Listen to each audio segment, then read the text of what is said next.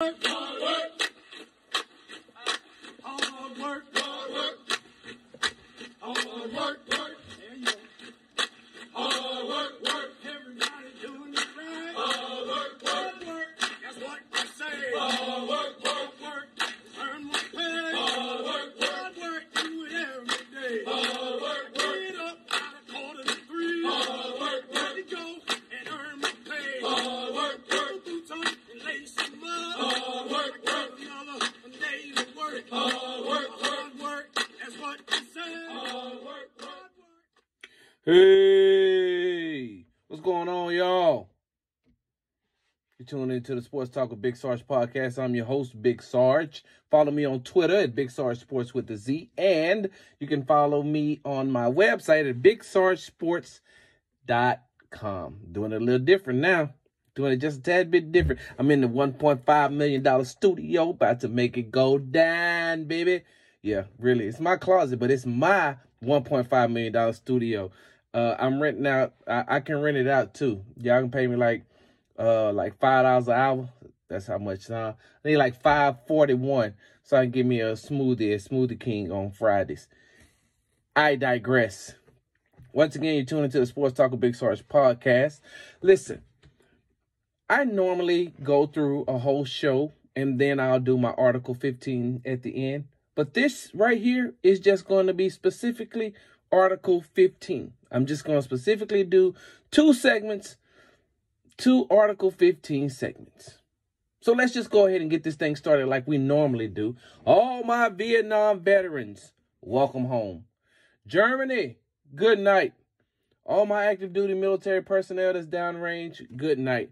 It is now time for Big Sarge's Article 15.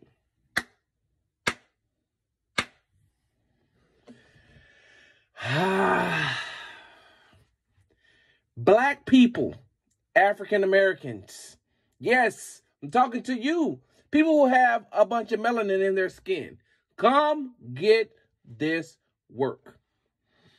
Let's start off first with this.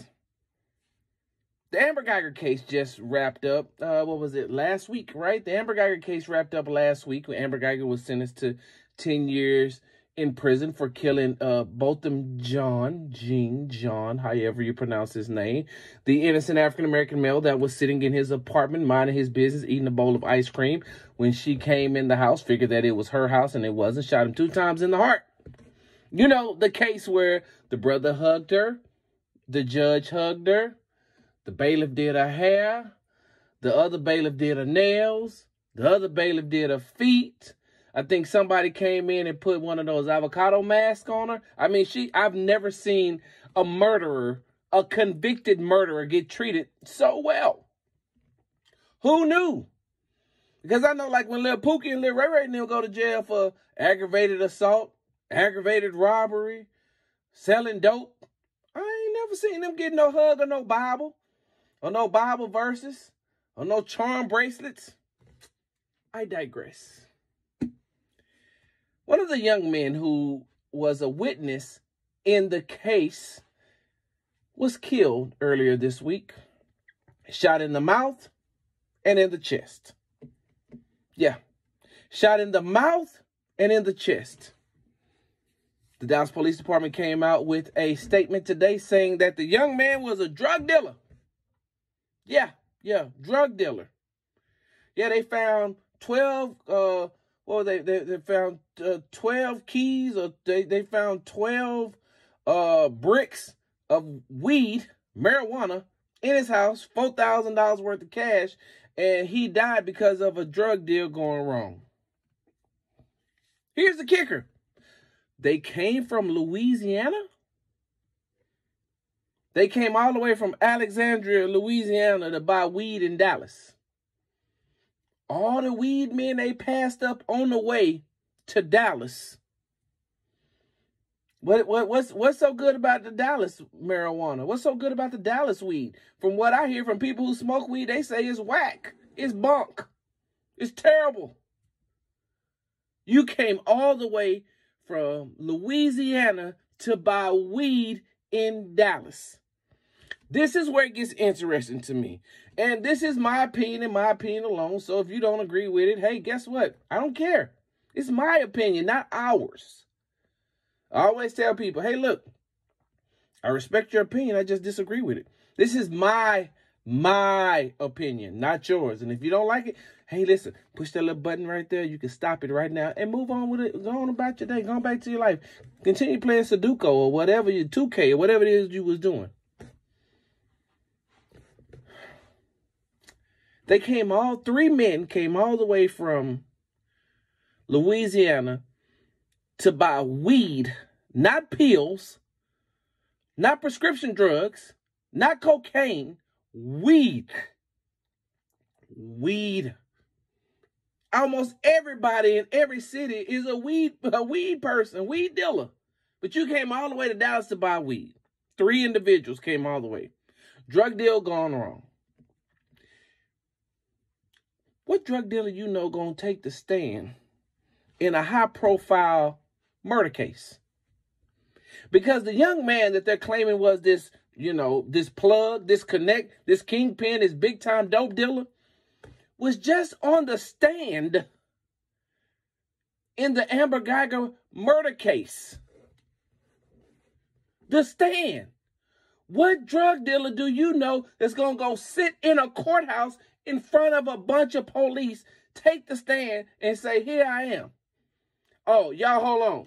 Y'all, listen, I know I'm the plug. I know I'm the one. I'm the weed man around here. But let me go sit in this court and testify in court. It doesn't make sense. If he was this big-time drug dealer, how did he skirt up under the police for so long? Nobody did background checks on him? Are you telling me that the defense didn't send out a private investigator to look at the witness, to find out stuff about the witness during cross-examination?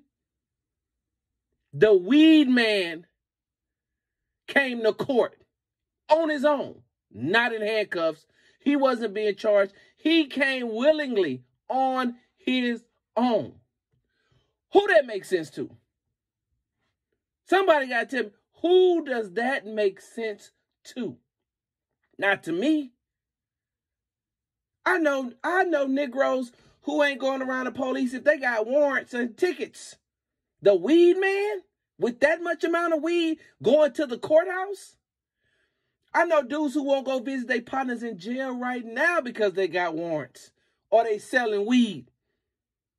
Come on, this does not make any sense to me that the weed man, that nobody knew, that the dude who was pushing 12 pounds is what I wanted to say earlier, 12 pounds of weed in his house. Nobody thought to do any prior investigation on this key witness in a murder trial. None of the police officers thought to do a background check on this young man who is about to testify against another police officer. Y'all can miss me with that. I don't care what you say. There's no possible way you could tell me that this young man died the weed man, the kingpin. He was shot in the mouth and in the chest. What do they do? What do they normally shoot and kill snitches at? In their mouth, right? Shoot them in the mouth because that's what they snitch with, right?